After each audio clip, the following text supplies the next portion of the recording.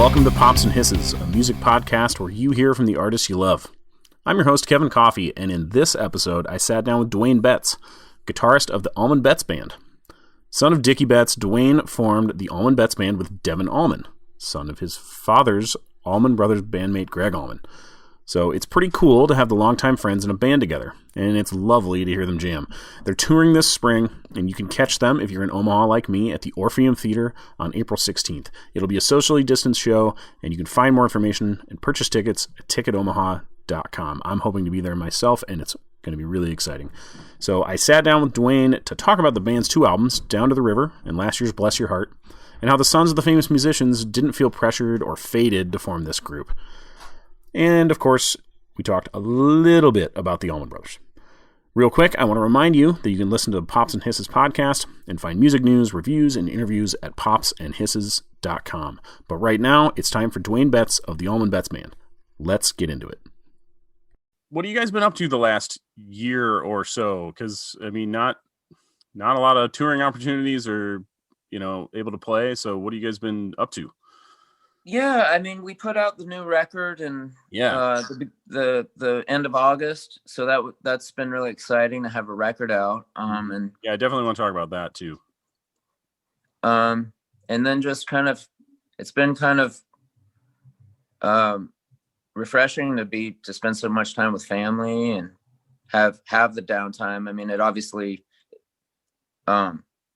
isn't the ideal situation that we're all in, but it's definitely, there are silver linings. And I mean, it's been cool to just kind of hang out with my puppy and my wife and go hiking a lot and kind of get ready to go back out on tour when at the appropriate time. Yeah, like you were saying, I mean, when was the last time you spent this much time at home? Probably never. Well, I mean, honestly, I wasn't always in as active. Sure. There were times when I would have loved to have been this active and I wasn't, because I was, whatever, but things come around when they come around and now we have a really, we have a pretty steady working situation. So it's right. Pretty, I mean, normally we do. Yeah. Excuse me. So, did you guys have to push a bunch of dates back? Did you have stuff planned for 2020? A ton, like everything. It like pushed back, like not once, but twice, but 3 times. Some of them, yeah, right. So, and the ones we are doing are obviously completely, they're drive-ins and 25% capacity, and which is like the only way to do it. I mean, I don't know. There's probably some states where you can just go do whatever you want, but I mean, obviously, we don't have any interest in like packing a room, You don't want to be responsible for anything. No, I don't want to be I don't want to. Yeah, I mean, I don't want to see a room packed full of people like nothing is going on, Right. But I mean, if they do it right, then I'm down. I'm ready to play. If it's like, So I mean, if, like an example is Austin. The first show of this tour is at the Moody Theater, Austin, ACL Live, Austin City Limits Live, and it's a bigger place than we would normally play. But then you can sell at 25%. You can still sell like 500 tickets. And have it spread out. Great. So that's like an example of like the way to do it, Right. Well, yeah, and that'll be like the place you're coming to in Omaha when you're here is. Now I can't remember how big that theater is, but it's pretty big. But it'll be limited. But hey man, I'm excited for it. Yeah, man. I mean, we're excited to play and make people feel good and. People need music, so right. Live music is a good thing. I know it's one thing I've really missed is that feeling of being in an audience and all focus on that one thing and feeling the music and just kind of feeling connected to everybody. And yeah, I miss it a lot. I'm sure you guys miss it too, being being on stage on the other end of it. But so I do want to talk about the album and stuff, but since we have a little more time than I've, just doing a quick thing about the show or the record, can you give me a little history of like how you guys started the band? I mean, obviously you've known each other for a long time and familiar, but just starting the Allman Betts Band, can you give me a little background on like playing together and stuff? Yeah, I mean, we've known each other a long time and we've talked about doing something, but it just kind of was timing. Right. I was playing with the band, the band Dawes. I don't know if you know who they are, but they're from Los Angeles and they're friends of mine, and they wanted to have a fifth touring member, a second guitarist for the touring band. And so I was doing that, and I did that for about a year and a half, and then I came out of that, and Devin, Devin's father had just passed away, and he had taken time off, and he put together the show to honor his father and asked me to be a part of it. And I knew Greg, growing up around Greg, I knew him, and I was obviously more than happy to do it. And then we talked about maybe me coming out and opening some shows. And I had just finished a record of my own, which I had never done. I mean, as far as a record that I'm singing the songs and it's under my name. I mean, I've been in a lot of different bands and played with a lot of different folks, but so that was something new for me. And he said, well, why don't you come out and open up for me and then we'll jam. And so I brought my guitar partner from Los Angeles that I had been playing with, Johnny Statula. And then we used his band. And then so the two drummers from his band, from the Devin Allman Project, are in the Allman Betts Band, and Johnny is in the Allman Betts Band. So we kind of toured and felt it out, and then we started writing and vibing a little bit, and then it felt good to pursue a new band, Right. So it wasn't something that we had to do, or we forced. It was just kind of like, felt like, this feels good. Let's make a record and form this new band. And so we talked about who we wanted in the band, and so that's what you see. That's what you get. Yeah. I love that was just kind of a natural thing. Like, you guys have known each other for a long time, but it's great that it worked out this well. Yeah. I mean, I think it was good timing, and again, it was organic and felt right. I mean, if anything, I would kind of, in my past, I would maybe even stay away from doing it, so what I'm saying is the fact that we're doing it is not because of, that our dads played together, or what, I mean, I don't even want to go that far into it. It just felt good, and it felt right at the time, It seemed like the next logical step for both of us, Yeah. I would understand that pressure, so to speak, and it's a lot better. It's got to be a lot better for you guys to have it be natural. It's something you want to do. Yeah, man. I mean, we've just made our second record. We're really proud of it. It's 13 songs. I mean, it's a good body of work, and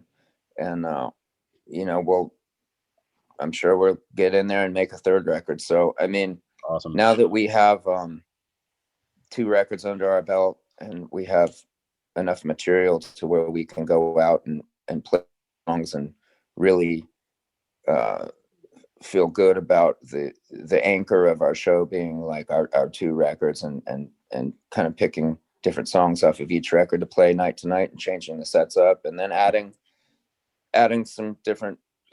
maybe some covers with that. I mean, that's what it's all about, man. It's about getting out there and keeping it fresh and keeping it fun, Yeah. So tell me a little bit about that, putting a set together, because obviously you have all your own stuff that you do and covers you do. But we try to keep it a balance, Yeah. I mean, I don't think it's any secret. I mean, we'll play some Brothers stuff in there, and we love playing that stuff, as long as the balance is there. And so we're really pretty stoked right now, as far as, even though we haven't been out on the road, obviously, but the little bit of touring we have done, we're pretty happy about the depth of the catalog. I mean, I say that we have 2 records, so it's not like we're like have some deep like original catalog, but I mean, if you have 9 songs and then you add another 13, then you've increased by more than 50%. So so you yeah, have to play the same 9 songs. Yeah. So you know, and some of the stuff from the new record we haven't even played yet because we haven't really had time to work it up. And but it's a fun thing, and Devin is, you know, I'll give him credit where when it comes to the sets, he usually writes something up and then bounces it off of me, and we'll bounce it off of some of the other guys, and you know, I kind of, and then that changes, you know, obviously you get into the thing and then you get into the middle of the set, and if something feels like it's not right on, you know, you just audible. It's like football. Yeah. That's a good way to do it, especially for the way you guys play. If you're not feeling it, you can just kind of sub something out. Yeah, and we do that. I mean, and again, I mean, Devin's has pretty good instincts with that. So, but yeah, it's definitely a group thing and how we're all feeling, you know. Yeah. So let's talk about the record a little bit. It came out in August, but and I know a lot of bands had spent this kind of time off, so to speak, making a bunch of music, but you guys had made this before kind of everything had shut down, right? Or am I wrong? Yeah, we did it in down in Muscle Shoals in December. So we were done with it before everything. We were on tour on the West Coast in California when everything got shut down out there, Washington and Oregon, and we were actually headed up we were headed up north in California from Southern California, then Oregon. Then while we were going up there, and then Washington fell, then Oregon was gone, and then bam, and then California. So it was kind of it was quick. Yeah, right.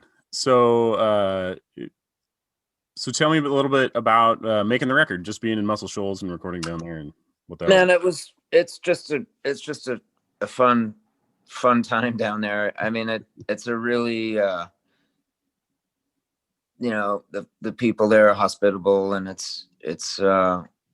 just feels like being at my grandma's house, like in the when I was 3 years old, and my aunt had her vinyl collection, and you know, like my earliest memories, you know, of like the 70s, kind of like, you know, I mean, even if it was 1980 or whatever it was when I remembered seeing my aunt's vinyl collection. I don't know how old I was, but right.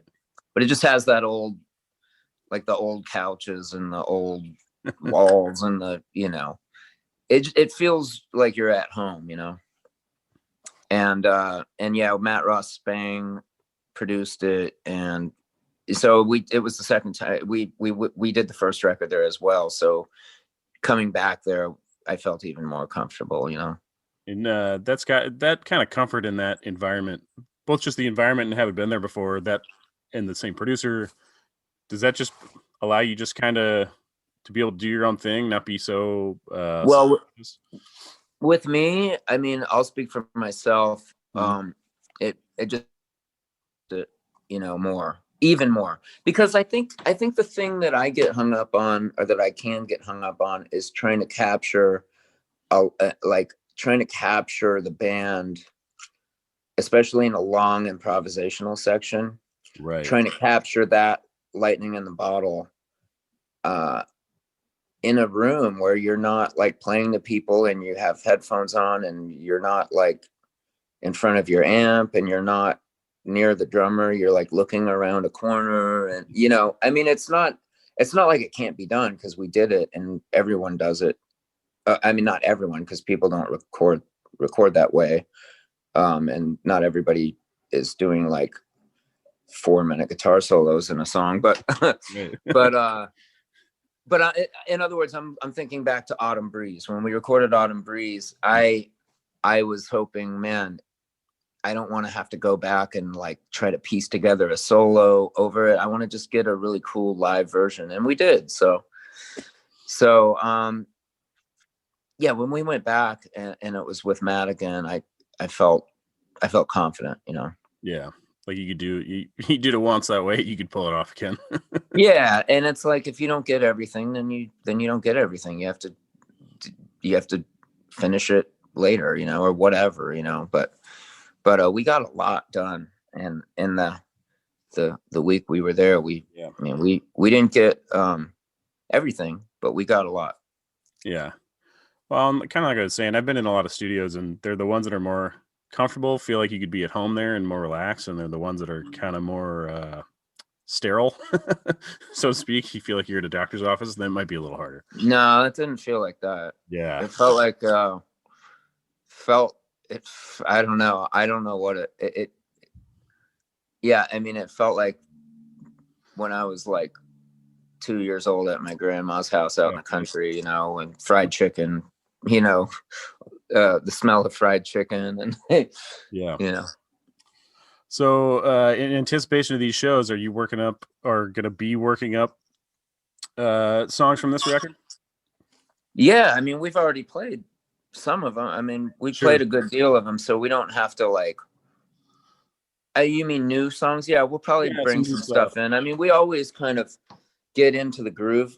You know, after you get a few shows under your belt, you get into the rhythm and it starts flowing, and then you have time at sound check to say, hey man, you know, why don't we bring this new tune in? Why don't we try Southern Rain, or why don't we try, you know, Ashes of My Lovers, or, you know.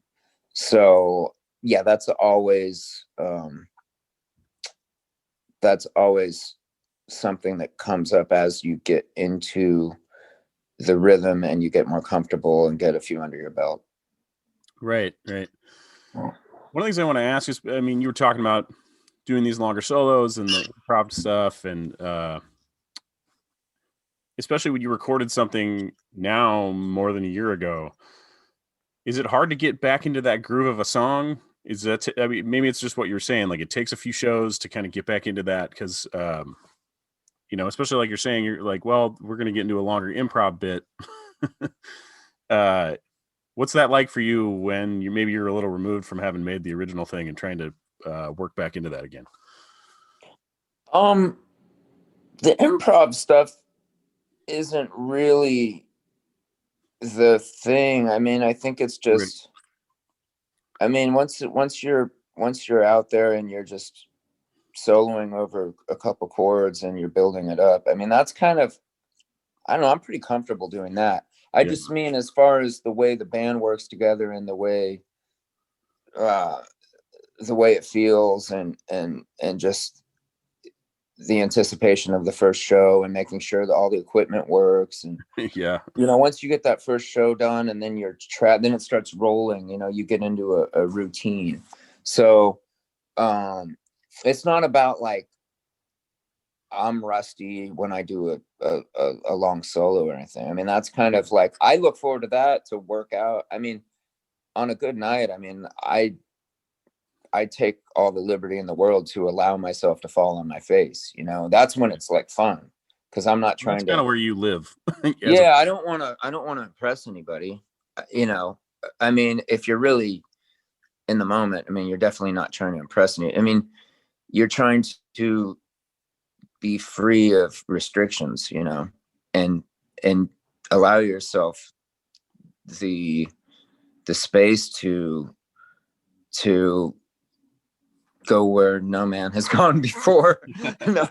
No, I mean, right. You know, it's about having fun, you know, and it's like, well, what can I do that I didn't do last time I did this? And so yeah, that part's just like, yeah, I mean, you work out the kinks and you kind of like, well, man, I'm a little, you know, you have fun with your rustiness, you know. Well, and from an audience perspective, I always appreciate that. I mean, there's something to say for a show, whether it's a pop singer or a band, you know, they play the same 25 songs every night and they're really efficient and they're really tight and you hear that. But I appreciate as a fan seeing something that no one else has seen because you're playing it differently than you did the day before, or even if it's slightly differently, if that makes sense. Yeah, I wouldn't want to play. I mean, there's great guitar players that write Right. great solos. And I mean, a lot of times what I'll do is I'll improvise it, and then instead of writing it and then recording it that way, I might repeat something that I improvised that was really good. So if it's a song that kind of requires like a little bit of that consistency with the solo, I'll go back and mimic what I did. So I memorize what I did, but when I originally did it, it wasn't really worked out per se. It was kind of like, that's what I played, and I like that. So I'm going to kind of repeat that to an extent, you know. Sure. But and there's always like themes that, you know, you can go back to themes. I mean, I've watched my dad play, and he has his little themes that he'll, you know, sometimes you use a theme that you are familiar with to kind of build it. Like if I'm not feeling as sure about myself, or I'm not hearing my amp the way I can, and I'm in the middle of Autumn Breeze, I know what works to get me to the point where I can get comfortable enough. Like a touch. Like, so, yeah, like it's like I'll go to something I know just to get my feet tapping, and okay, now I got my stride. Now I can get out, you know. Yeah. Sometimes I'm just out from the beginning, and that's really great. But other times I'll need to, you know what, I'm kind of having a little trouble, so I need to go to something I know. Yeah. But I'm always striving to play something I've never played that isn't like a lick, you know, just melody, just making up melodies, you know. Yeah. Well, yeah, I'm looking forward to seeing you guys when you come through town. So I think we're running up on the time we have, but I just want to ask one question. I don't want to bother you with Allman Brothers questions all day long, but no, thanks. Appreciate that. Definitely. No, I've done 3 of these today, and they've all been really, like, by the time you get around to an Allman Brothers question, it's like, oh yeah, no, I'm more than happy to. It's just when people want to, like, oh right, some of these people are like, they don't take into consideration like like, really, like, you don't have anything else to add, you know. Yeah. So I appreciate it. Yeah, for sure. My one little one was, I just wondered what with you guys being in the band and like, you know, your dad looking back at this, like what does he think about you playing with Jevin and, you know, kind of honoring the stuff that they made? So, he loves it, man. He's been to some of our shows, sitting on the side of the stage, and he loves the band, and I mean, I think he recognizes that we're carrying on that spirit of playing music, you know, the way that they played music, and that the way they inspired many other people to play music. So, you know, the love is there. I mean, there's no doubt. And, you know, obviously he loves the guys in the band. He's known Devin and Barry a long time, and he loves the other guys in the band. But yeah, I think he's really pleased. And, you know, he's always just kind of told me if I've had problems and I'm trying to work through personal stuff, or, you know, he always just taught me to keep playing guitar. Just keep playing that guitar and you'll be okay, you know. Yeah. And he taught me, one thing he taught me, you know, when I was younger, he's like, that guitar case is like your toolbox, you know. Use your toolbox, like, go make some money. You know, when I was like kind of like I was hanging out, maybe we were in between tours when I was playing in his band. You know, he obviously wasn't doing as many shows as our band does on a normal year. And